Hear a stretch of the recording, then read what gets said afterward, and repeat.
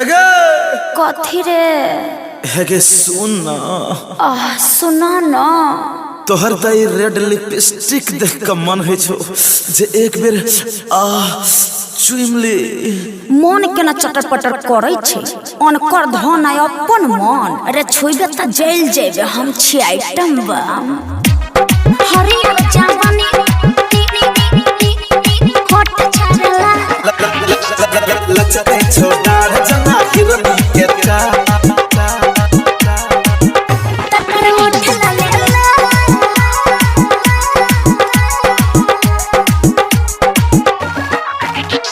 गे हरियर जवानी तोहर होठ लाले लाल लचके छोड़ा जना हिरनी के चा। सही में हरियर जवानी तोहर होठ लाले लाल लचके छोड़ा जना हिरनी के चाल। ओठ बोले छौगे डाढ़ डोले छौगे ओठ बोले छौगे डाढ़ डोले छौगे अपन सिस्टम के छौड़ी संभार।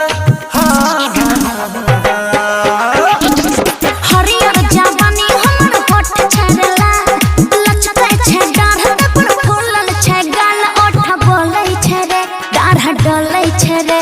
ओठ बोलै छे रे डाढ़ डोलै छे रे।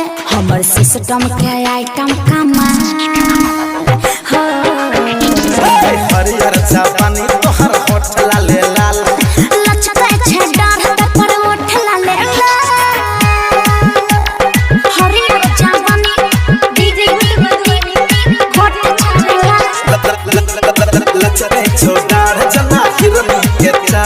लगे की विचार छो यस या नो? नो नो। अरे बाबा यस यस यस। देख बोतल के रस मारै छे रे घसा घस। बुझै छे तोहर लस लस पास। देख बोतल के रस मारै छे रे घसा घस। बुझै छे तोहर लस मैंने जोना छौड़ी गे काहे? याद यौवन के रस। नहीं मैंने जोना छौड़ी पीबो यौवन के रस। किया? लेट नहीं तो कर छौड़ी जल्दी बरस।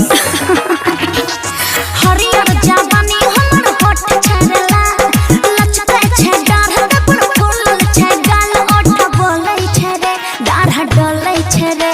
ओठ बोलै छे रे डाढ़ डोलै छे रे। हमर सिस्टम के आइटम कमाल हो। हरियर जवानी तोहर होठ लाले लाल लचके छे डाढ़ तपर ओठ लाले लाल। हरियर जवानी होठ छाड़ला लचके छोड़ा जना हिरनी के चा। ओए हीरो हाँ हाँ हाँ बुल बुल बुल बुल बुल। जरा इधर आ।